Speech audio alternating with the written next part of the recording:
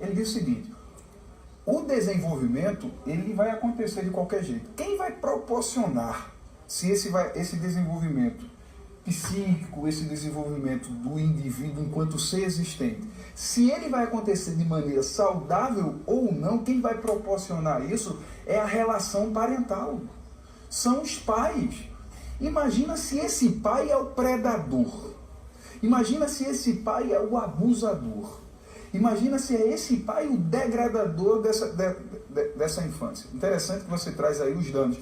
Você trouxe um pouco aí sobre essa questão do que pode acontecer.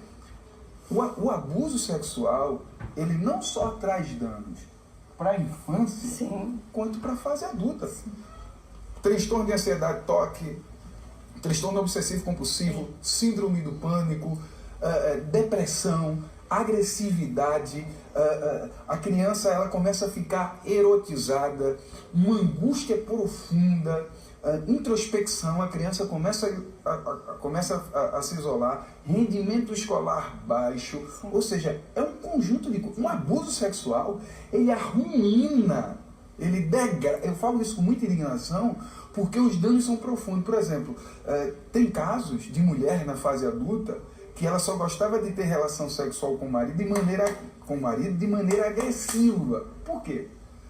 Todas as vezes que o marido tocava nela de maneira suave, ela era remetida à experiência com o pai. Sabe o que o pai fazia? Durante a noite, ele a tocava de maneira suave. Ele tocava nas partes íntimas dela. E todas as vezes que ela tinha relação com o esposo, e o esposo dela tocava de maneira suave, ela era remetida à experiência com o pai. Eu estou falando de um caso. Então, está se pensando, olha que loucura, olha que esquizofrenia social. Estamos ficando fora da realidade, olha que loucura. É verdade. Estamos pensando no abusador. Sim. No pedófilo. E não na criança. E não Sim. na criança. Não na criança. Não na criança. Inclusive, doutor, o senhor trouxe um fator muito importante que a gente precisa chamar a atenção de quem está nos ouvindo. Nem sempre o abuso é com dor, com sangue, com crueldade, com violência. Então, quando se fala de pedofilia, Carla, a imagem que tem é um homem muito bruto, machucando a criança cheia de sangue. Não. Longe disso. Longe disso. Muitas vezes o abuso ele é prazeroso para a criança. O abusador sabe. Mim, ouvir isso é devastador. O abusador sabe onde tocar, como tocar. O nosso corpo, Carla, foi feito para o sexo. Sabe para se manter perto, né? Mas para ser despertado na hora certa. Então, eu trabalhei na CPI da pedofilia, hoje eu trabalho como assessora jurídica na CPI dos maus tratos no Senado. Nós chegamos a prender pedófilos, abusadores, que quando se coloca no camburão, a Beth sabe disso, a Beth conhece alguns casos de crianças erotizadas e que se apaixonam por ele, porque elas chegam a chorar, não leve o tio.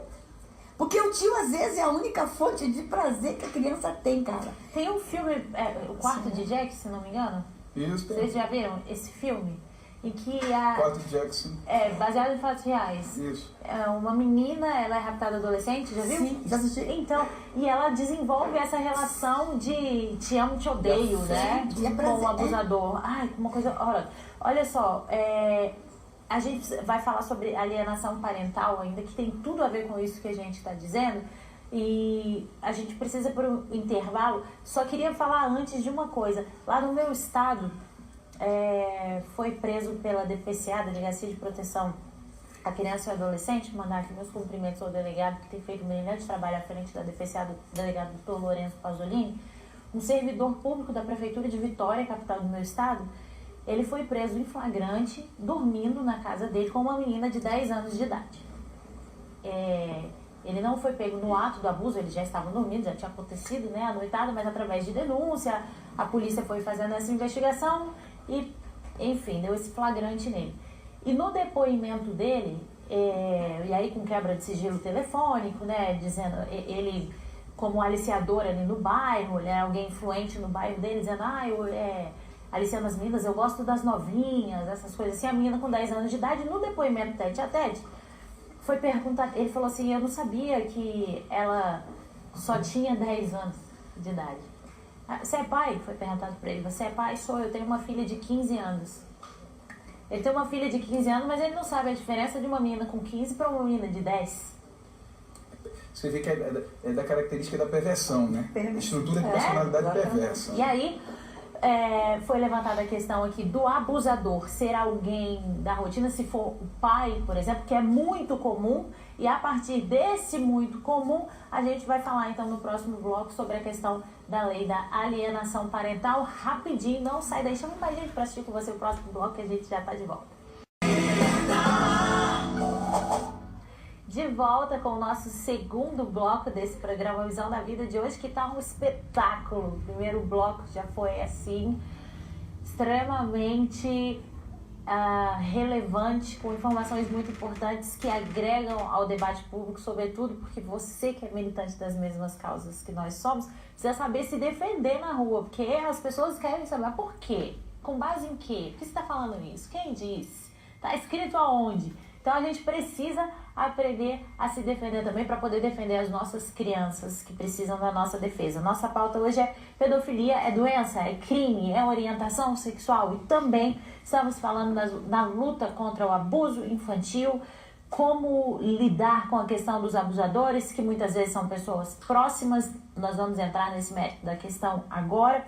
Vamos falar também sobre a lei de alienação parental, mas antes eu quero mandar um beijo Seu Baltazar, lá do Prazeres da Carne, obrigada pelo almoço maravilhoso que eu recebi hoje. Não enviaram para mim aqui um almoço na TV, que minha avó falava uma coisa, dá dinheiro, mas não dá ousadia. Porque se acabar tarde hoje, a gente ainda sai daqui e vai jantar, né não? Sim. Então, eu também, entendeu? Mas ó, um beijo pra vocês aí, não só pro seu Baltazar, mas pra toda a equipe do Prazeres da Carne, que é maravilhosa, é sempre uma satisfação tão grande poder estar aí com vocês. E não só veio almoço, como veio pastelzinho, melhor do Brasil, pastelzinho de queijo, pastelzinho de carne. Ai, Jesus, tem de misericórdia. Ó, quero falar pra você também, que gosta de conversar com a gente gosta de conversar com você, que o nosso WhatsApp está disponível para isso. Você pode enviar sua mensagem fazendo a sua pergunta, deixando o seu comentário sobre as nossas pautas, sobre os nossos assuntos. Nosso WhatsApp está aí na tela para você, é o 011 97309 1222. Vai ser uma honra poder compartilhar um pouco do que a gente tem trazido aqui para o programa com você de forma mais pessoal. Então, por favor, não deixe de fazer contato. Um beijo para minha sogra, para o meu sogro, porque eu vou falar, se esse programa tem telespectadores assíduos, o nome desses telespectadores, respectivamente, é Benedito Correia Campos e Maria Helena de Souza Campos, meu sogro e minha sogra, lá da minha querida Valadares, governador Valadares, em Minas Gerais. Pensa numa dupla que assim, o dia é muito bem organizado. Tal hora vai caminhar, tal hora volta a caminhada, mas aí no sábado desanda a rotina porque tem que parar para assistir Visão da Vida, caminho em horário diferente. Sogro e sogra, um beijo para vocês, tá bom? Que bom que vocês estão gostando e olha como estão inteirados e como estão aprendendo de tudo que a gente tem falado aqui. Nosso sofá hoje composto então por Dr. Adriano José Lima, que é psicólogo, é especialista em transtorno mental e abuso sexual. Doutora Noemi Câmara, que é neuropsicopedagoga.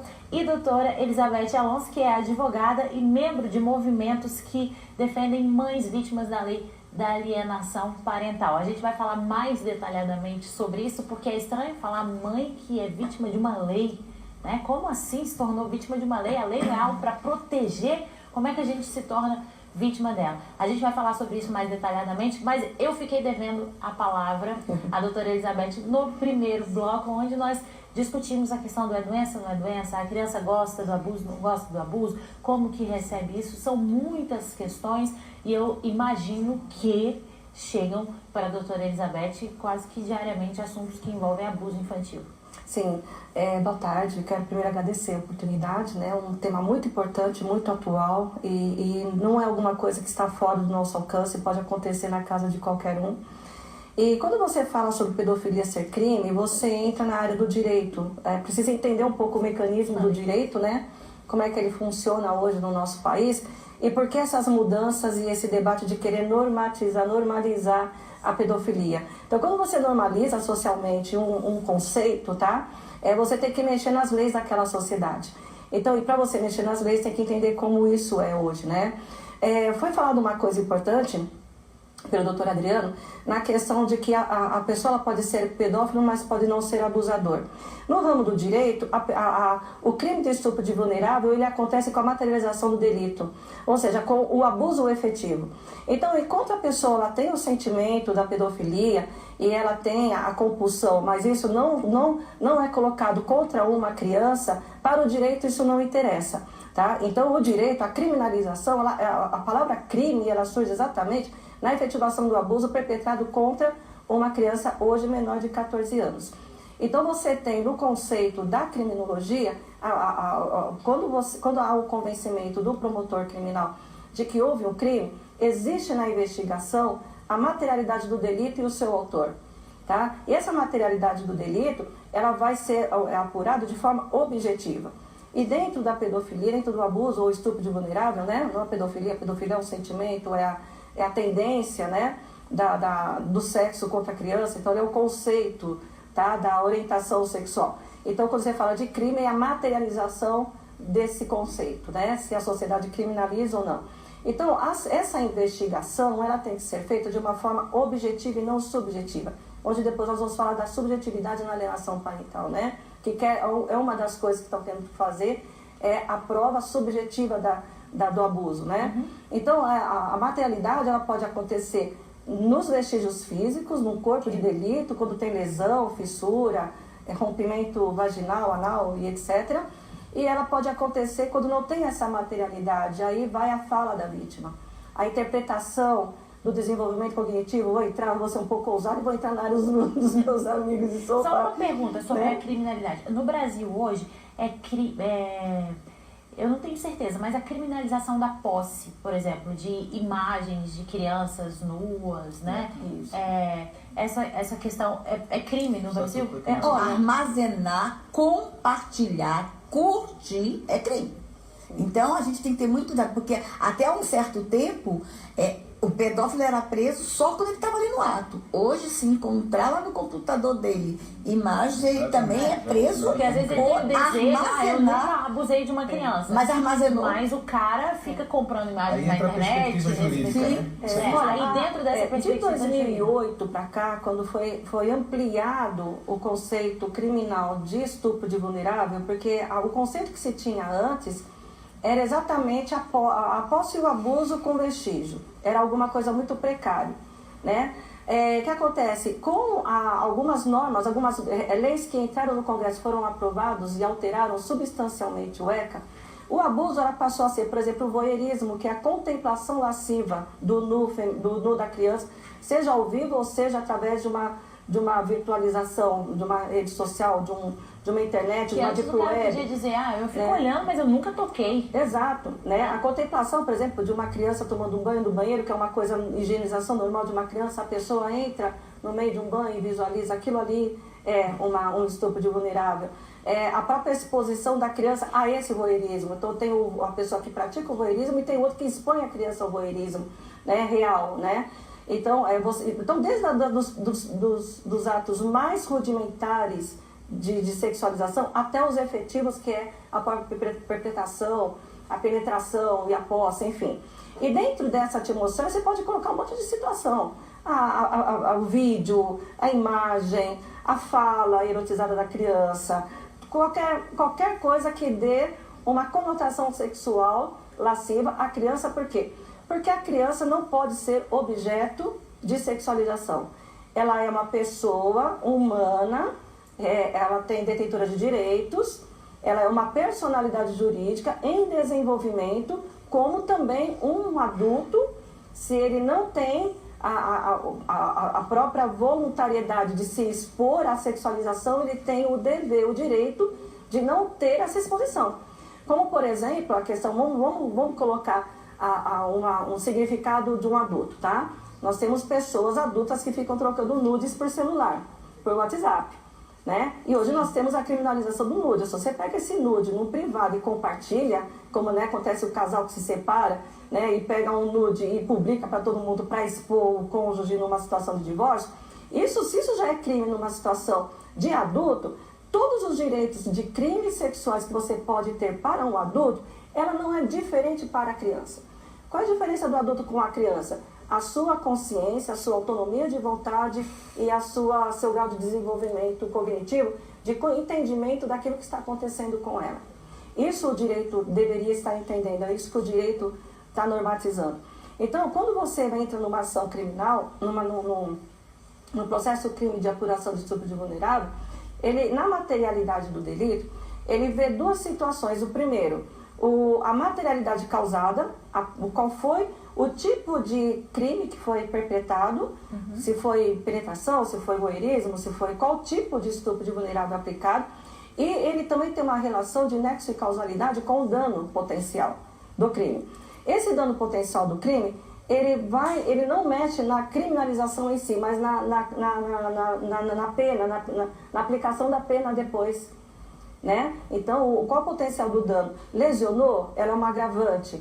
Causou morte? É um agravante, tá? Então, o que acontece? Quando você está discutindo se pedofilia é crime, está se olhando um conceito que está surgindo, que é um conceito das ideologias liberais, que nós chamamos de garantismo penal.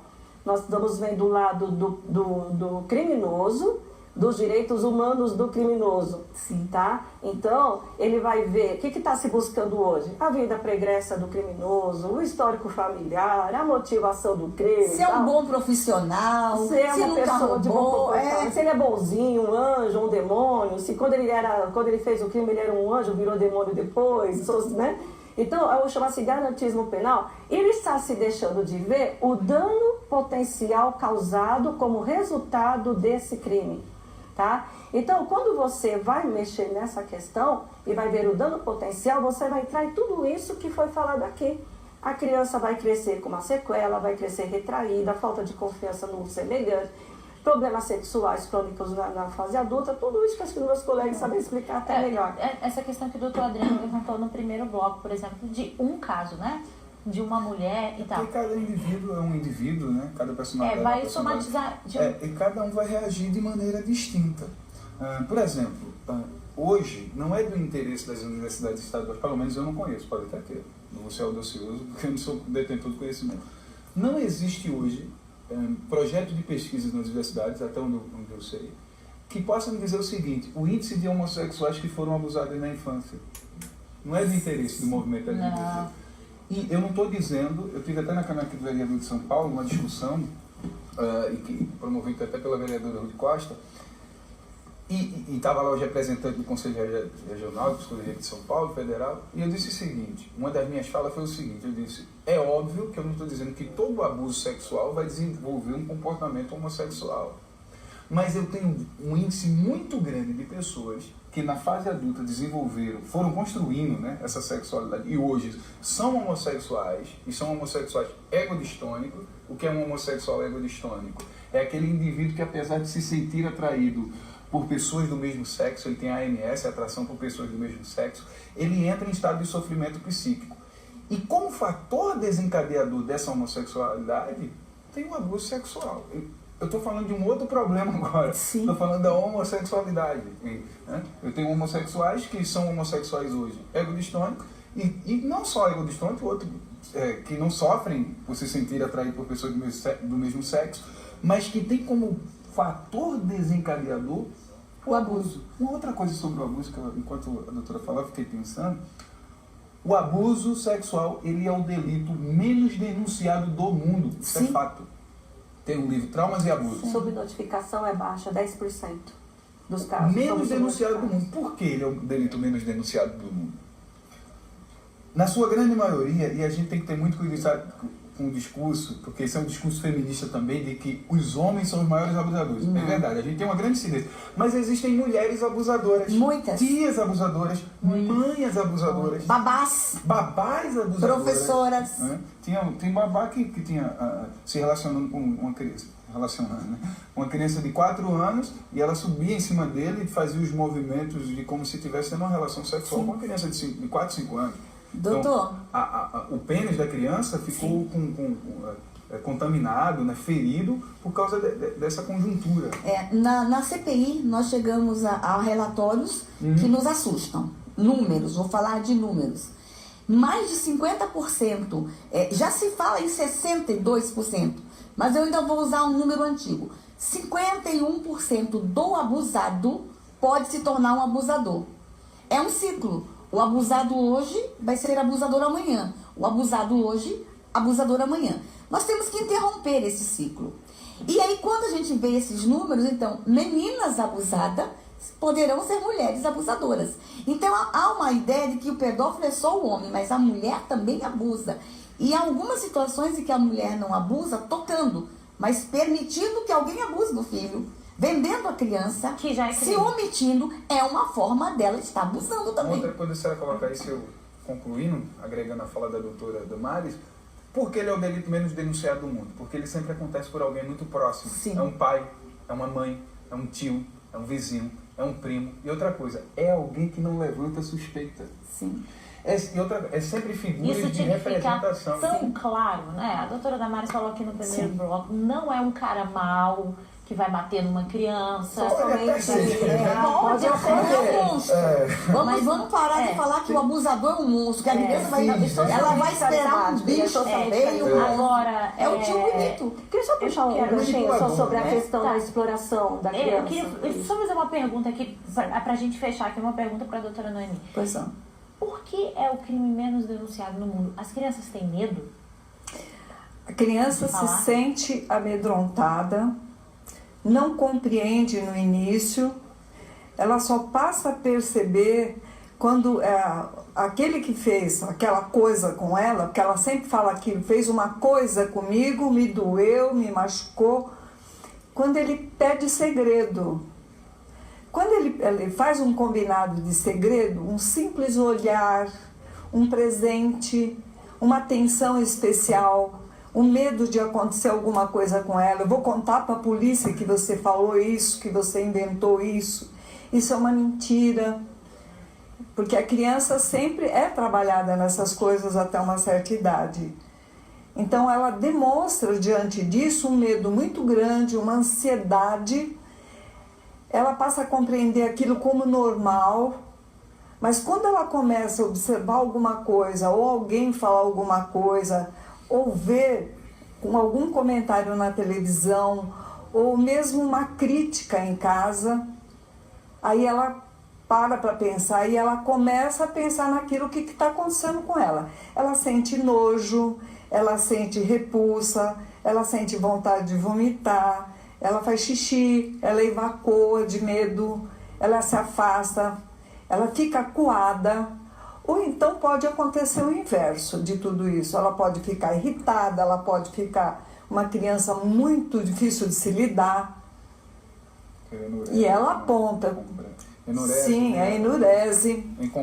Exatamente, ou o inverso. Então são manifestações que a criança começa a ter.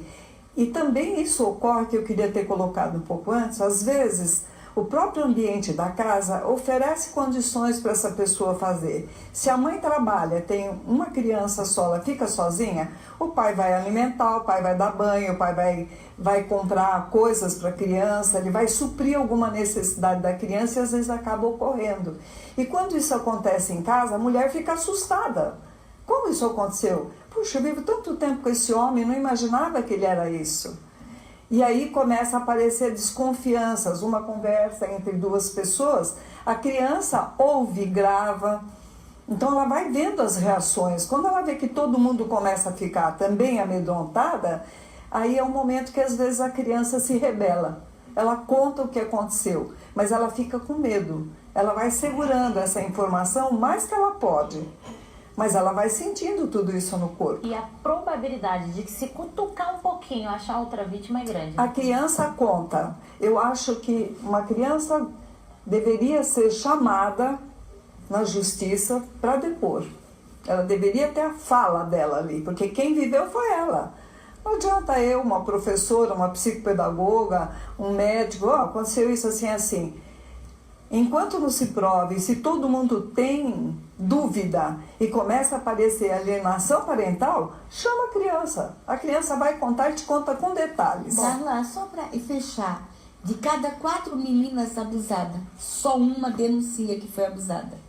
Agora, o número que nos surpreende é que de cada 100 meninos abusados, só um denuncia. E o interessante É o medo. é que às vezes há uma conivência, quando é por parte do pai, quando o abusador é o pai, há uma conivência por parte da companheira, pode ser a mãe, a madrasta, não sei. Essa companheira, por quê? Um dos grandes incidentes, um projeto de pesquisa revelam isso, é a questão financeira. Então, às vezes, a mãe prefere proteger o abusador por uma questão financeira, diz, não vai acabar com a minha família, vai acabar com a estrutura. Isso é uma vergonha para a família. É uma vergonha. E aí, quando eu estou falando e tenho a oportunidade de estar dando palestra, eu digo o seguinte, então vamos fazer o seguinte, vamos acabar com a criança, vamos destruir a infância, você prefere proteger o abusador do que o abusado. Detalhe, olha o que eu vou dizer agora, isso é muito forte. A única coisa que para o abusador é a denúncia. Posso pegar um gancho sobre a questão financeira, né? Falou-se aqui da redução da maioridade sexual ou do consentimento para os 12 ou 10 anos, né? Veja bem, a criança ela não tem uma independência civil, uma independência econômica com essa idade. Muito mal ela sabe ler e escrever. É mais com o nível de alfabetização que estamos tendo no nosso país. Então, veja bem, a partir do momento que essa criança ela não tem condições de autossustento, ela tem que ter uma questão de autofinanciamento, autocusto. Então, o que acontece? A redução do consentimento, veja bem, tanto que nosso código, a CLT hoje, a capacidade laborativa é aos 14, tá? A capacidade relativa no Código Civil é a partir dos 16 anos. A capacidade absoluta surge a partir dos 18 anos. Tá? Então, o que acontece? É comprovado que até os 14 anos a criança não tem autonomia nem para ganhar, nem para ter emprego e ter carteira assinada. Né? Então, o que acontece? Alguém vai ganhar dinheiro em cima dessas crianças. Então, uma das razões para a redução da menoridade, do consentimento sexual, e veja bem, não está se falando de redução da capacidade penal e nem civil e nem laborativa. É só consentimento sexual. Física, às vezes. Exato, porque aí a criança com 10, 12 anos ela se autopaga. Aí você vai entrar na vala da exploração sexual infantil, aquelas crianças, inclusive hoje já acontece nas regiões ribeirinhas do Amazonas, né? Então você vê aqueles navios, né, que andam lá pelo Amazonas e Solimões e tal, e você vê que o próprio pai leva as crianças à beira do rio para navegar, inclusive elas entram em barcos sozinhas, precários, navegando atrás dessas chalanas, desses barcos enormes de transporte fluvial de passageiros, e dentro desse transporte, enquanto a viagem é feita, elas estão sendo prostituídas. Não, eu estou afundando aqui nessa cadeia. Tem reportagem, que foi feita ela sobre traz isso, agora o isso. terceiro elemento. O doutor falou do pedófilo, do abusador e agora a gente tem o explorador. São 3 elementos totalmente diferentes entre um e o outro. Agora, doutor, eu conheço pedófilo que nunca tocou numa criança e é pedófilo. Mas eu conheço abusador que nunca explorou a criança. Ele só abusou. Mas eu conheço explorador que não é pedófilo, que não é abusador. É o cara que vende, que alicia, é o pai, a mãe. Por então, isso, assim, nós temos 3 figuras aqui nessa história e os 3 são criminosos. E os 3 têm que ir pra cadeia. E a pena tem que ser pena rigorosa, doutor. Os 3 estão causando mal à A criança. senhora fala em pena, por exemplo, nos Estados Unidos, voltando aos Estados Unidos, que eu acho que serve como modelo. Por exemplo, a gente sabe hoje quem são os pedófilos do Brasil? Não. Os que foram tão presos? Não sabe. Nos Estados Unidos existe uma lista nacional e regional. Todo indivíduo que foi condenado por pedofilia, ele vai para essa lista. Uma outra coisa, o pedófilo no dia do Halloween, ele já é condenado. No dia do Halloween, ele tem que ir para a cadeia, ele fica preso, recluso, durante 24 horas até passar o período do Halloween, para ele não ter acesso às crianças. E nem se fantasiar. Olha, no meu estado, esse ano, não vou saber precisar o mês, mas em 2018 foi preso dentro da sala de aula. Exatamente. Um professor dentro da sala de aula que respondia por estupro de vulneráveis desde o ano de 2014, eu acho, mais de uma pessoa dando aula na rede de ensino público. Dirigindo vans escolares, sendo pastores, figuras que representam a autoridade. É sempre alguém que não levanta suspeita. Não, porque até o cara levantar suspeita, ok, mas e esse que estava dando aula já estava respondendo, o cara dentro de sala de aula, dando aula para criança. Já estava respondendo. Nos Estados Unidos, esse daí nunca, ele estaria banido da sociedade. Uma outra coisa que é bem interessante... Às vezes um maluco, dono de uma escola particular, quisesse dar emprego para ele, tudo bem, ok, mas na rede de ensino público... Mas os pais iam saber, um dono de escola particular, um diretor, nunca ele iria contratar, porque ele ia perder os alunos. Uma das lutas de tornar-se a pedofilia como orientação sexual, que já está tendo esse movimento no Canadá e em alguns países da Europa, inclusive, é que o emprego, a concessão de determinados empregos não sejam negados sob pecha de pedofobia. Ao mesmo tempo que você não pode negar, por exemplo, emprego para pessoas que têm orientação sexual, homossexual, aí é homofóbico, também se você negar emprego para pessoas empregos ligados à manutenção, à administração de crianças, para pessoas que tenham tendências pedófilas, também a orientação sexual que se quer chegar é a criminalização da pedofobia. Vai envergar lá pra frente. Isso vai desaguar. E não vou dizer em longo prazo. E aí a doutora agora falou, gente, me ajuda, eu tenho uma filha de 2 anos. Chegou na orientação. Doutora, eu queria te fazer uma pergunta, me permita. Hoje no Brasil estão catalogadas 70 identidades de gênero, 70 identidades sexuais. E estão dizendo para as crianças, você tem 70 opções para escolher. Uma das identidades que está sendo dita em sala de aula é a pansexualidade. O pansexual é a pessoa que se relaciona com tudo e com todos. O pangênero é aquele que se relaciona com tudo e com todos, que tem relação sexual com tudo e com todos. A nossa pergunta no Senado... Seria com tudo? Exato. A nossa pergunta é, atrás de tudo está animais, atrás de todos está criança. Inclusive, mostram como exemplo, o mais famoso pansexual brasileiro é o cantor de rock, o Serguei.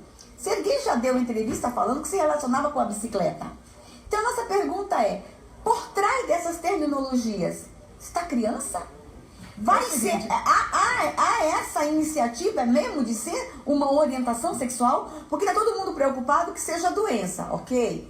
É muito sério. Mas eu acho que mais sério que... depender que seja doença, é depender que seja orientação sexual. Essa coisa de... Porque esses movimentos são fortes. Eu vou falar também. Essa coisa aí, quando eu escuto isso, né, a doutora trouxe uma coisa muito interessante, doutora. Essa coisa de gênero, orientação sexual. Isso é a pior balela, né? A 70 tem outros países... Gente, é um psicólogo que está falando. Tem outras pessoas... Que bom! Que bom! Tem outras pessoas que vão falar que tem mais de 100 gêneros, né? Vamos pensar assim, hoje aqui no Brasil tem um ambulatório, aqui o Hospital das Clínicas, o HC, que atende crianças que eles denominam como transgênero. Eu tive a oportunidade de passar algum tempo ali, mas... logo em seguida, não tive como ficar mais. Foi convidado a se retirar. Não foi nem convidado, eu praticamente abandonei. Eu não vou entrar em detalhes, mas enfim. Hoje no Brasil tem 2 ambulatórios, um aqui em São Paulo e outro em Porto Alegre. O do HC é o maior que tem, né? Que trabalham com as crianças ditas transgêneros. O que é que seria esse transgênero? É aquele indivíduo que não se identifica com o seu sexo de origem biológico, né? Abre parênteses, isso é a maior balela porque não existe perspectiva e base científica para dizer que existe um cérebro que pensa diferente do seu sexo de origem biológica. Primeiro porque homem e mulher se diferenciam em 3 instâncias. Nós nos diferenciamos anatomicamente, nós nos diferenciamos fisiologicamente e nós nos diferenciamos psiquicamente. Mas deixa eu fazer um adendo aí. Quando a criança nasce... que o papai e a mamãe recebe, o médico vem e chega, é uma menina e é um menino. Não, mas eles dizem hoje, o discurso... É muito estranho, né? O discurso, muito estranho. Mas isso é o discurso biológico, é uma balela. Tem um vídeo, né, que você me mandou de uma médica americana, né? Falando se der, a gente rola. É a doutora Cretella. Produção, a gente pode colocar o vídeo no terceiro bloco? Diz doutora Michele Cretella.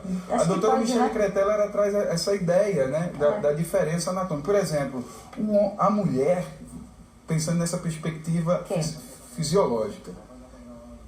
Realidade, olha o que eu vou dizer agora. Realidade psíquica, doutora Damadi, não altera a realidade real. Eu não estou negando aqui que o indivíduo pode se perceber como uma mulher. Ele pode se perceber. É uma fantasia. Ele pode se perceber por ele pode se achar.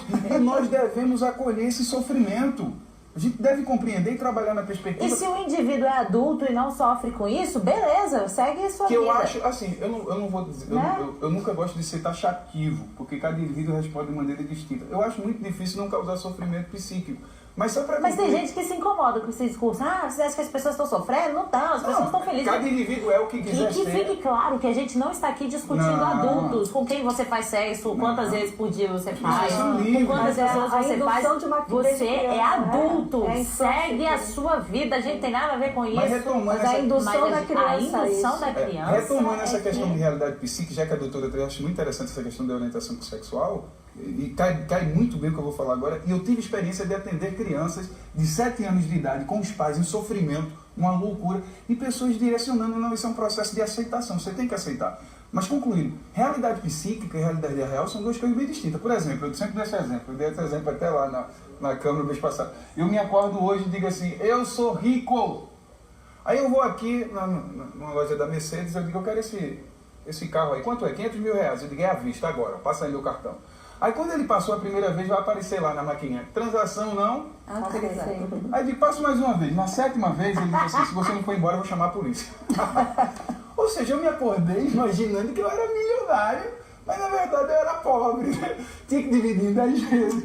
A questão é uma fantasia, doutores, que a criança se perceber enquanto menina, se ela é de sexo masculino, o que é que está acontecendo na dinâmica familiar? Por exemplo, o menino chegou querendo usar a roupa da mãe, isso é estudo de caso, querendo usar a roupa da mãe, o sapato da mãe, o brinco da mãe, tudo da mãe. Chama os pais. O pai sentou, a mãe sentou aqui, a criança aqui e o pai aqui. E aí, como é que é a dinâmica lá? O que é que você faz com o seu filho? Perguntou para o pai, né? O que é que você faz com o seu filho? Não, a gente assiste filme e come pizza. O que é que acontece dentro daquela dinâmica? A figura de autoridade, linguagem psicanalítica agora, a figura fálica, a figura que direcionava, a figura que mandava, a figura que era inspiradora dentro do lar, quem era? A mãe. A mãe. Quem era que a criança queria ser? A mãe. Tá muito claro ali que o problema daquela criança, de se perceber como, de querer ser essa mãe, né? De querer usar as coisas da mãe, está relacionado à dinâmica familiar. O pai era presente fisicamente, mas era ausente emocionalmente. Ou seja, esse pai estava ausente. Mostra o universo masculino, querido. Saia com seu filho, se presentifique na vida dessa criança. Então, o que está acontecendo hoje, eu acho uma loucura, gente. Uma loucura. E a preocupação é, doutor, esses movimentos afirmativos não pensam na criança. Não. Então, nós começamos o programa perguntando se a doença, o senhor explicou. Isso. Agora, se é orientação sexual, não podemos aceitar que pedofilia seja orientação sexual, porque a maior vítima vai ser a criança. Olha a confusão dos banheiros hoje. Quando a gente se depara, resoluções de órgãos governamentais liberando o banheiro de escola para menino e menina, o mesmo banheiro, e agora a Suprema Corte discutindo se vai legalizar, se vai liberar todos os banheiros no Brasil para travestis e transexuais, o banheiro de meninas, e dos 11 ministros, 2 já deram voto a favor. Imagina, Carla, a confusão social. Não pensaram na menina, não estão pensando na menina, porque a menina faz xixi sentada, travesti e transexual faz xixi de pé. Não pensaram nem na saúde da menina, não pensaram no constrangimento. E a Suprema Corte daqui a pouco pode voltar à discussão e liberar todos os banheiros de meninas para transexuais e travestis. Então, esses movimentos afirmativos, eles não pensam na criança. O projeto de lei que nós temos lá na Câmara, o projeto de lei 5002/2013, fala de mudança de sexo em criança, mesmo sem o consentimento do pai e da mãe. Então, nós já tem crianças hoje aqui no Brasil de 12 anos de idade, 12 anos, tomando hormônio que trabalha na perspectiva de supressão puberal, inibir os hormônios do seu sexo de origem. E eu posso falar aqui que é muito triste e que, na minha opinião, na minha humilde opinião, muito incoerente também, quando a gente fala da transexualidade e todas essas coisas, a gente vê movimentos feministas lutando durante séculos para garantir o direito das mulheres, os espaços, a mulher ganhando espaço na sociedade, ganhando espaço público. Agora a gente acha lindo a melhor jogadora de vôlei da Liga Brasileira ser um transexual. Ok, mulheres, vocês não precisam de mais nada. As mulheres realmente não têm espaço. O espaço será dos homens vestidos de mulheres. A gente está cedendo para os homens o lugar que durante séculos levantamos a bandeira para ganhar. E para fechar, porque a gente precisa fazer um intervalo, né, produção? A gente falou sobre a sexualização precoce, né?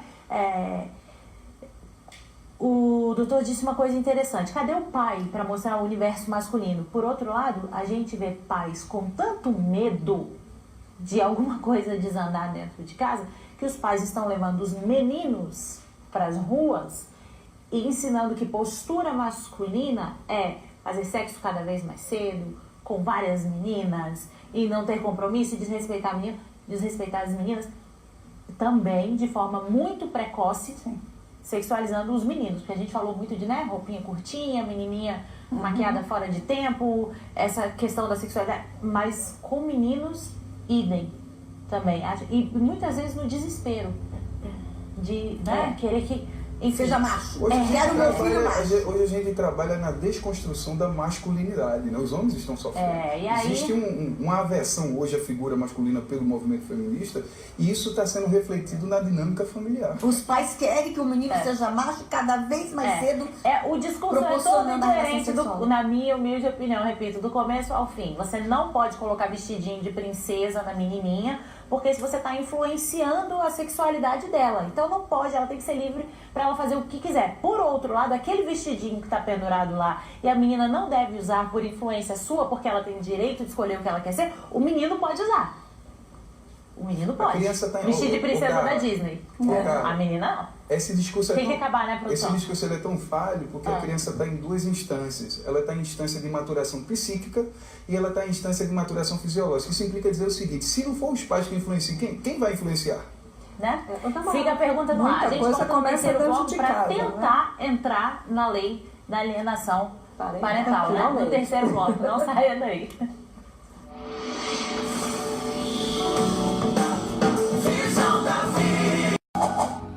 De volta no nosso terceiro e último bloco. Esse programa, essa pauta, esses convidados, tinha que ter o quê? Uns 5 blocos de programa? E ainda assim a gente não ia conseguir terminar de falar tudo que tinha para falar hoje. Mas a gente precisa entrar na pauta alienação parental. Tudo que já foi falado aqui até agora, doutora, o que isso tem a ver com a lei de alienação parental e por que ela se torna perigosa, com base em tudo que a gente já falou até agora? Ok. Em primeiro lugar, que a lei da alienação parental, ou seja, a alienação parental como uma legislação só no Brasil. Nós somos privilegiados de ter. Só tem no Brasil. Só tem no Brasil. Em 31 de julho de 2017, havia um artigo no Código Civil do México.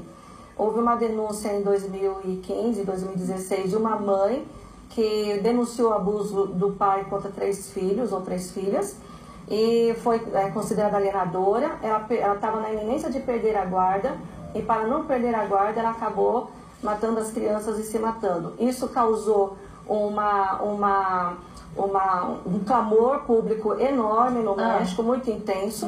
Foi parar na OEA, na Organização dos Estados Americanos. Em 2015 havia uma convenção, que é uma convenção do Belém do Pará de 2015, onde proíbe o uso da SAP, a síndrome da alienação parental. Internacionalmente ela é conhecida com esse nome. Em casos em que havia denúncias de abusos e maus tratos infantis intrafamiliar, e outros mecanismos ligados à SAP que desvalorizassem os depoimentos de testemunhas e vítima e causassem impunidade aos agressores. Esse é o texto específico da convenção. E por força desse artigo, dessa convenção, o México foi processado, foi condenado ano passado, e o único artigo do Código Civil mexicano foi revogado pela Assembleia, pelo parlamento daquele país. Por força disso, o Brasil continua nessa lei. É o único país do mundo. Por causa dessa lei, estatisticamente, há um reflexo que o nosso país, 76% de todos os sites de Deep Web ligado à rede de pedofilia, visualizações internacionais, 76% estão nos sites brasileiros. Aumentou nos últimos 7 anos o índice de feminicídio no Brasil. Nós somos, pelas ações, ou pela ONU, foi detectado que nós somos o 5º país em feminicídio do mundo, e o nosso país também 78% de denúncias de abuso sexual infantil notificados, 54% são praticados por pais homens e apenas 4% das mães mulheres. Por que esses índices? Porque a lei da alienação parental ela veio parar no Congresso Nacional em 2008, vendida como uma lei que protege o melhor interesse da criança quando existe o conflito dos pais na constância do divórcio, onde há uma disputa de convívio do filho entre os pais, e existem comportamentos ou atitudes ou interferências até psicológicas. O conceito do artigo 2 da lei fala que a interferência psicológica na criança, no adolescente, de impedir o convívio da criança com outro genitor, e ele é praticado pelo genitor, pelos avós e, pasme, estranhamente, por todos aqueles que estão na vigilância, manutenção e administração da criança. Guarde bem esse termo, porque ela é uma coisa muito perigosa na nossa legislação. Então, o que acontece? Então, ela vendeu como uma questão de rivalidade conjugal, e quanto maior essa interferência, mais severa é a alienação parental, e ela torna-se ao passo de uma síndrome, e aí essa criança precisa ser afastada do alienador, dessa interferência, inversão de guarda a favor do outro, e aí essa criança passa a viver, e inclusive uma das penalidades é a suspensão do convívio parental do suposto alienador. Foi vendido assim no nosso Congresso. Só que a alienação parental, ela só aparece nos tribunais quando o conflito parental, ela existe já de uma história de violência doméstica ou de violência contra a criança e abuso da criança. Ela pode ocorrer, chegar no tribunal já com uma ocorrência na constância da união, seja casamento ou não estável, ou ela pode não ter acontecido e surgir exatamente quando começa os guardiões da criança, os genitores, a ter o convívio com a criança separadamente, ou seja, aí não tem uma vigilância de um genitor ao outro, né, porque não estão morando mais juntos. Então, na constância de visitas regulamentadas ou guarda compartilhada, começa a acontecer esses abusos em 4 paredes entre o genitor que está com aquele momento de convívio e a criança, tá? Então, aí surge o conflito. Por quê? Porque essa criança, ela sai desse ambiente de abuso, nessa visita ou nessa guarda compartilhada, desse genitor, e vai para outra casa contando a rotina. Sim. E nessa rotina ela começa a narrar cenas de abuso. De tudo que nós falamos aqui anteriormente, lembremos que existem algumas coisas muito interessantes no convívio parental, que é a criança, nesse caso específico, a gente chama de pedofilia incestuosa. Existe uma especificação dentro do comportamento psicológico da criança, que a criança, ela tem o genitor como alguém que ela obedece, ela ama e ela confia. Diferente do pedófilo, que é estranho da família. Tá? Então, o genitor, ela tem esse viés. Então, muitas vezes, esse abuso, ele é narrado para o outro guardião como um entretenimento, uma brincadeira afetiva. A alienação parental, ela entra, na teoria dela, mexendo na questão de afetos, né? Então, quando você fala em interferência psicológica, está querendo dizer que um genitor, ele tem a capacidade de programar a criança para ter raiva ou ódio ou uma indisposição afetiva contra o outro genitor e se apegar e ter um apego. Tem laudos até de estudos psicossociais nesses contextos de processo, que eles falam que a criança, ela tem até uma relação simbiótica com a pessoa que a protege, que no caso eles chamam de alienadora. Então tem um grau tão severo que é uma relação afetiva tão simbiótica que precisa romper essa simbiose e colocar essa criança isso para quer a dizer, relação. doutora, que quando a mãe denuncia que a criança está sendo abusada, o pai se defende dizendo que a mãe está alienando. Sim, a alienação parental ela acontece como defesa desses abusadores somente quando é denunciado essa situação. Aí, se o juiz entender que a mãe está alienando, o juiz toma a criança da mãe e entrega para o abusador. E ele é um processo gradativo, veja bem, ela não é imediato. Tá?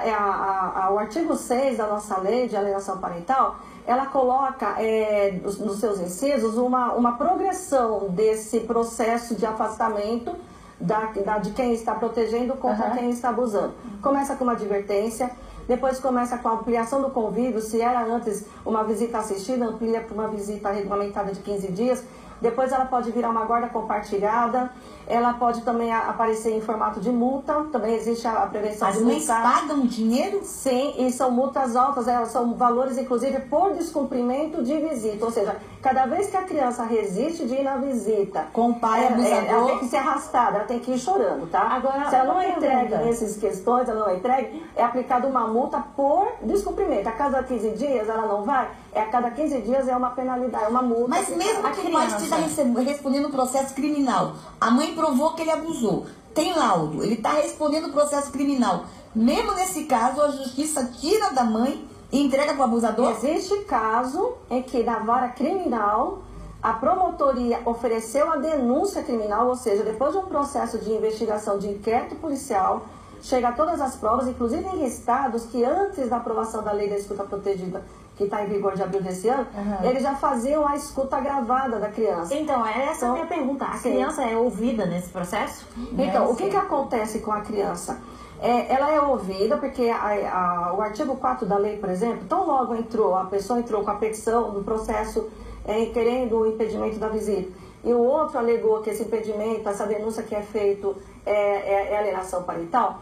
O próximo passo, o juiz ele abre duas coisas paralelas. Ele manda fazer visita assistida dessa criança com o denunciado que está afastado da visita. Então ele tem uma visita assistida dentro de um prédio, de um órgão ligado ao judiciário, um órgão público, tá? No Brasil, no São Paulo, chamamos de CEVAT, Centro de Visitação Assistida, ligado ao Tribunal de Justiça de São Paulo.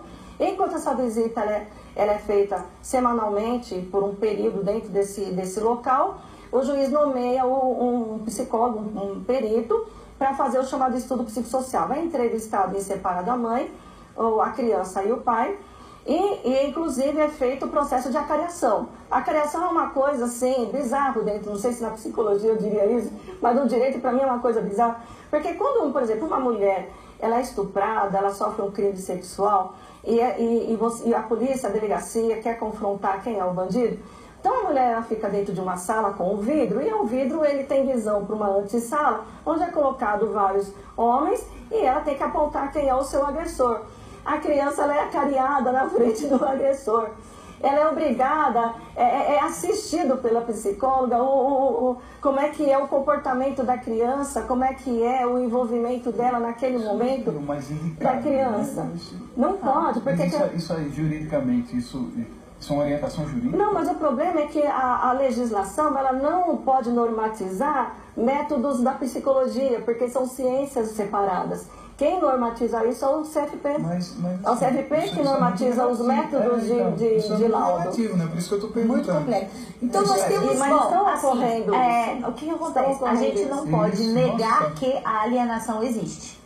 Não, veja bem. Casos. Mas qual é o perigo da lei? Porque, por exemplo, por que eu estou fazendo essa pergunta? Eu acompanhei com uma certa distância, mas vi um caso de alienação parental, de briga de cachorro grande, pai e mãe, né? A rivalidade conjugal. A rivalidade conjugal, de uma família dos dois lados de poder aquisitivo muito alto, e a criança claramente reproduzindo um discurso que ela foi absorvendo na rotina familiar ali com o alienador. Eu tenho certeza que aconteceu, eu tenho certeza que foi assim. Uma criança de 3 anos de idade, 3 anos e meio, e ela começou a repetir esse discurso com muita propriedade. E foi comprovadamente um caso de alienação parental, foram feitas todas as denúncias, todos os exames, enfim. Por que eu estou dizendo isso? Que a alienação existe, mas por outro lado, ela é muito perigosa, essa lei. Deixa eu dizer uma coisa. Existe uma situação do conceito comportamental e existe uma teoria.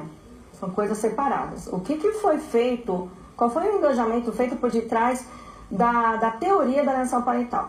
A alienação parental como conflito, briguinha de casal e essa rivalidade que existe, eu nem chamaria de alienação parental, porque a alienação, primeiro no campo jurídico, quando você tem a chamada alienação fiduciária no âmbito comercial, você está alienando um carro que não pensa, que não tem sentimento, que não tem nada. Sim. Então, a pessoa não pagou a dívida do carro, você coloca ela no processo de devolução do seu proprietário para revender, enfim. Tá? Então, nós não estamos tratando de um objeto, estamos tratando de uma criança que tem sentimento e ela tem uma vontade. E ela tem também um raciocínio, embora dentro de ela não tem um raciocínio precário, ela tem um raciocínio de acordo com o desenvolvimento de crescimento dela. Mas ela tem noções de algumas coisas. Tá? Tem algumas coisas dentro do fato concreto que ela está presenciando e ela sabe te contar, com muito detalhe. É tanto que fala-se que criança não mente. Eu não mentia. Eu mentia. E se alguém falasse uma mentira para mim, eu era capaz de reproduzir a mentira da pessoa. E dizer que a pessoa que mandou falar. Essa é a diferença da alienação parental. Porque quando a criança ela conta de um abuso, se ela está mentindo, ela fala alguém, chega um momento da entrevista que ela fala, mamãe mandou contar. Entendeu? Agora, o abuso real, você pergunta assim, mas mamãe mandou contar ou é verdade? É verdade o que eu passei. Fulano fez isso comigo. É diferente. Isso daí não é explorado no laudo da psicologia. Quando vai falar de abuso, eles partem para uma outra pergunta. A gente chama de entrevista semi-dirigida. Eles colocam esse termo no laudo. Que um dos processos é a entrevista semi-dirigida. O laudo de alienação parental, você está falando. Sim, para concluir a alienação. Tem testes chamados de avaliação psicológica. Uma das avaliações psicológicas são chamados de testes projetivos, né? A gente tem alguns testes projetivos que a criança revela nos desenhos, né? Nos desenhos eu tenho tido isso. Né? Tem ocorrido isso comigo. Isso.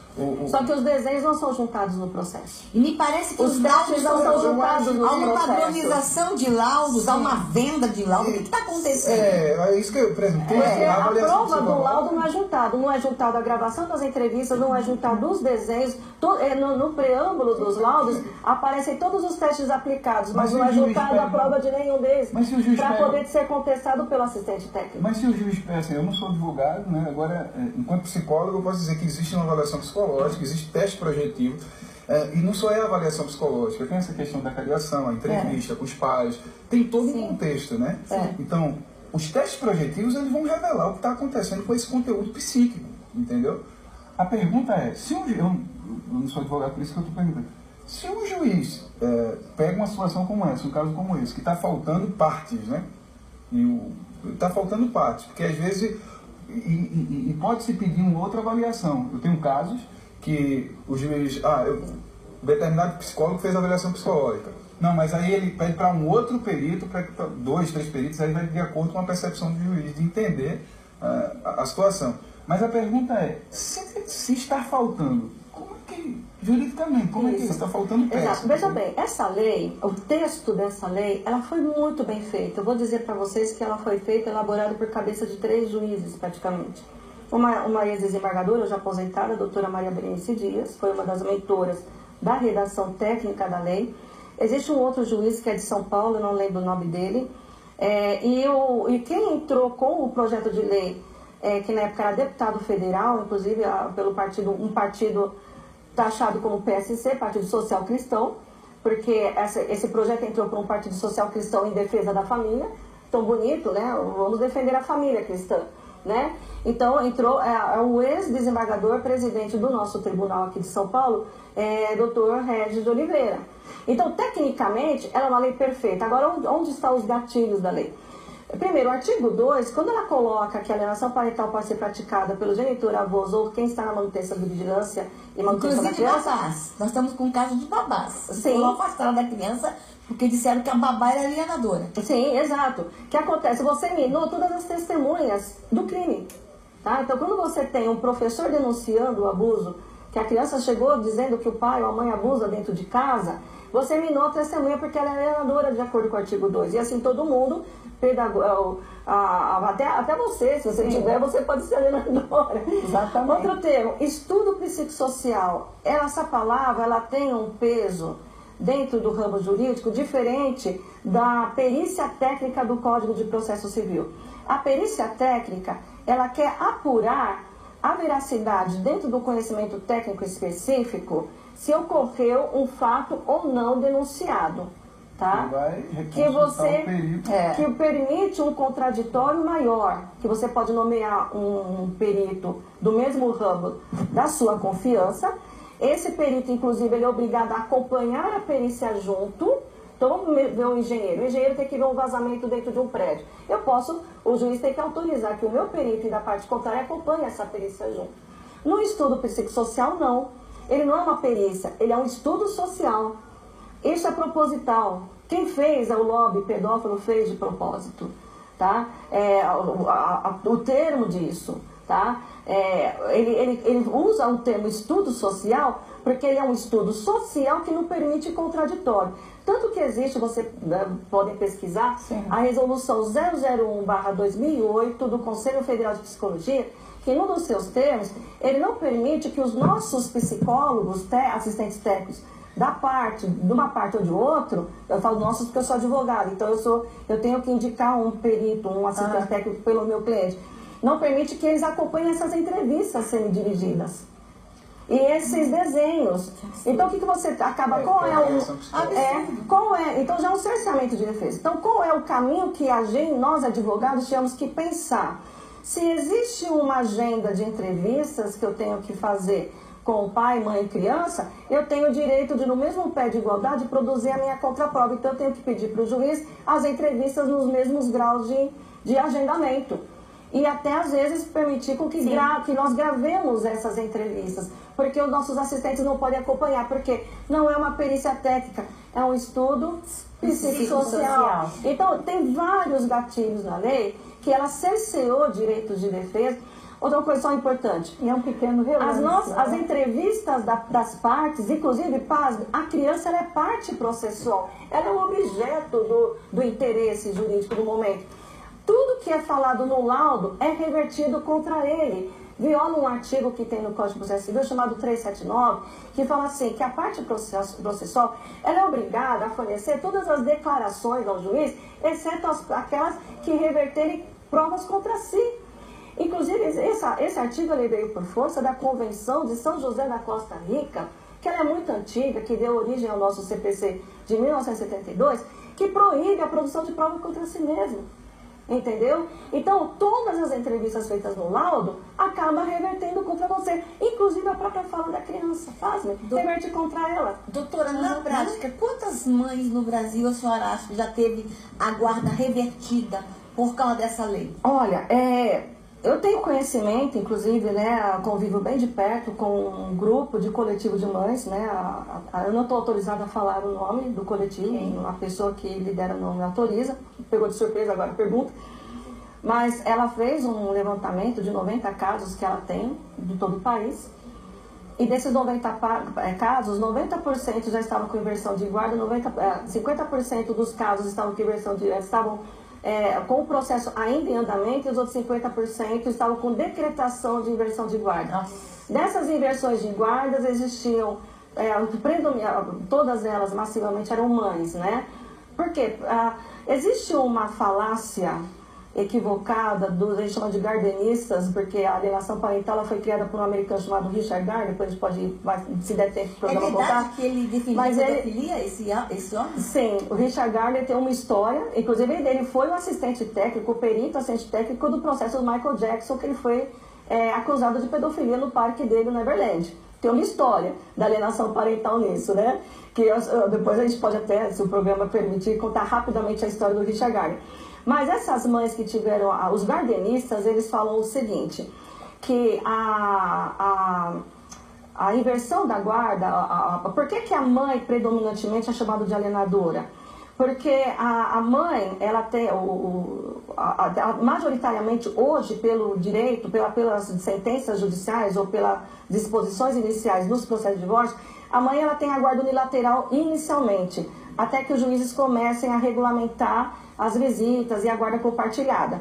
Okay. Porém, isso é uma falácia, tá? Porque, por exemplo, quando nós temos hoje as guardas invertidas a favor dos pais, na hora de voltar à regulamentação de visita assistida, eles criam dificuldades judiciais para o retorno do convívio materno à criança. Com base em quê? Exato. Então, por que hoje, majoritariamente, as mulheres são chamadas alienadoras e os homens usam a alienação parental como defesa das acusações de violência doméstica e abuso? Porque nós temos aquela estatística que eu falei para vocês, que de 78% dos abusos, 50 e poucos por cento são pais que perpetram os abusos e só 4% as mães.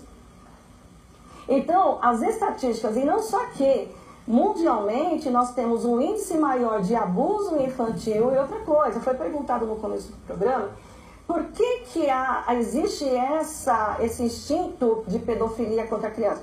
Muito mais do que orientação sexual, do que uma vontade sexual, ela não é um problema só sexual. Ele é um problema de dominação e poder. Porque a partir do momento que você não consegue ter o sexo consentido com o adulto porque ele cria resistência, existem 3 figuras que não oferecem resistência sexual: a criança, o animal e o cadáver. Então, é muito fácil você ter sexo com essas 3 pessoas porque você consegue dominar. Então, ela é muito mais do que um problema sexual, ele é um problema de dominância e poder. E eu roubo essas palavras, eu quero deixar consignado aqui, que inclusive essa impressão veio da doutora Ana Maria Incarelli, minha homenagem a ela, meu beijo a ela. Se ela puder um dia trazer um programa, ela é muito boa nesse assunto. Mas o que está acontecendo é isso. Então, por que as mulheres são acusadas de alienadoras? Por causa dos índices de abuso Doutora, tem alguma criança no Brasil que já morreu vítima da lei de alienação? E a guarda foi invertida e essa criança morreu? Existe, inclusive. Eu posso falar o nome até da vítima porque tornou-se público, foi para a mídia esse caso. Inclusive, em setembro agora vai ser o julgamento final na instância criminal. Tá? Nós temos um caso, a gente chama que foi a primeira vítima da alienação parental. Joana Marcenal, no Rio de Janeiro. Uma criança, parece que é de 5 anos de idade, e havia... Joana Marcenal? Marcenal. Né? Inclusive, né, a família está levantando um movimento, porque o pai até hoje está impune, passado 10 anos. O caso aconteceu em 2008, antes da lei acontecer, aliás, 2010, antes da lei acontecer, antes da lei surgir, foi a primeira vítima de alienação parental. O que acontecia? Essa criança tinha um problema de doença, aonde ela tinha crises de convulsão. E no estudo psicossocial, a mãe ela é médica. Né? Então, o problema é que a mãe é médica e o pai, inclusive, é um funcionário do Tribunal de Justiça do Rio de Janeiro. Parece que é um escrevente, alguma coisa assim. E a mãe denunciou, ela falou no estudo psicossocial que essa criança tinha essa doença, que ela não podia ficar permanentemente com o pai, porque o pai não sabia lidar com essa doença, inclusive, e que, inclusive, uma pessoa que no convívio, durante o casamento deles, ele não se importava com o convívio da criança, ao ponto de saber lidar com a doença dela. Então, sempre quando a criança convulsionava, era ela que socorria. Então, que era perigoso o convívio em guarda compartilhada, em situação permanente, com a criança sob esse risco. Deu alienação parental, mas está constado no laudo dessa advertência. A criança ela tinha resistência de ir ao pai em face desse temor, com 5 anos de idade, até que o juiz ele fez uma inversão de guarda provisória por 90 dias. Tá? Com 53 dias a menina convulsionou. No laudo do ML tem vestígios de enforcamentos, de estranguras, existem hematomas na mão, inclusive eu cheguei até a passar fotos, né, denunciando essa situação que houve, não foi na época, foi recente agora, para mostrar que a alienação parental já vem de muito tempo dessa situação. Então são hematomas roxos de mão, de pé, que foram tirados fotos quando ela foi internada. Ela foi socorrida no hospital pelo pai, e quando ligaram para a mãe, que estava no interior de São Paulo, a criança já estava em UTI. Nossa. A advogada dela entrou com pedido de reversão de guarda. A juíza deu em 24 horas a reversão de guarda, mas a criança já estava em UTI. Deu afastamento do pai com relação à visita em hospital. 15 dias depois a criança veio a óbito. Então a mãe conseguiu ter a filha de volta já praticamente morta. E a princípio ele foi criminalizado por homicídio. Estão tentando desqualificar o crime de homicídio por maus tratos, porque é uma pena menor e pelo tempo do processo ela pode inclusive cair na prescrição. Isso quer dizer, doutora, que se a mãe acusa o pai de maus tratos ou de abuso, a mãe pode perder a guarda da criança. A penalidade, na verdade, a lei da alienação parental, a funila não tem outro caminho, tá? Ela não tem plano B. Ela denunciou abusos e maus tratos, o fim desse processo, inevitavelmente, é inversão de guarda e é uma questão de tempo, viu? É uma questão de tempo. Você tem que nadar contra a maré, estender esse processo até a criança ter uma idade de poder verbalizar, mas é doloroso, é um processo doloroso. Eu tô aqui e falei isso no outro bloco, afundando aqui, ó, dentro da minha cadeira, que vai dando um desespero. A gente vai encerrar o programa, infelizmente, mas eu quero fazer uso de uma das falas da doutora Damares, quando ela disse assim: A gente vai enfrentar uma eleição agora e às vezes você fica em casa com tanta agonia ouvindo essas coisas, pensando onde é que o Brasil vai parar. Em outubro nós teremos a chance de determinar, não onde o Brasil vai parar, mas pelo menos ao longo de mais 4 anos, os próximos passos que serão dados. Então, sobre essas pautas que nós falamos aqui, que tanto aflige quem é de bem e quem defende os valores da família, não vote sem antes saber a opinião do seu candidato sobre tudo isso que foi falado aqui. Questione o que seu candidato pensa sobre alienação parental. Ah, ele não sabe o que é isso. Não merece o seu voto se esse assunto te incomoda. Ah, o que seu candidato pensa sobre pedofilia? Não sei, ele nunca falou nada. Procure saber, gente, porque são a nossa voz, né? Verdade. São os nossos representantes dos nossos interesses. Estamos com o horário estourado, né, produção? Mas dá pra comer uma pipoca? Vou me despedir dos meus queridos convidados de hoje. Vou dar pipoquinha na... Ó, eu vou falar uma coisa pra vocês. Você já pode ter comido pipoca boa na vida, mas igual essa, né, da Pan, está para nascer, tá bom? Agradeço a presença dos meus convidados, agradeço a sua audiência. Semana que vem a gente está de volta com mais um programa. Deus te abençoe. Não vou dar para os meus pés.